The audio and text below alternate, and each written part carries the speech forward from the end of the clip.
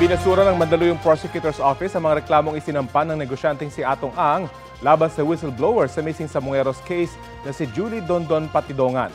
Ayon sa isang resolusyon ng Piskalya, walang sapat na ebidensya para isakdal si Patidongan at kapwa inireklamo na si Alan Bantiles para sa attempted robbery with intimidation of person, grave threats, grave coercion, incriminating innocent person at slander.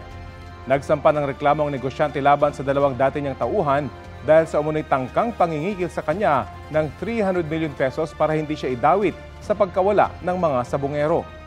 Nauna na itong itinanggi ni Patidongan at sinabi niyang siya raw ang sinubukang suhulan ni Ang para bawiin ang kanyang testimonya.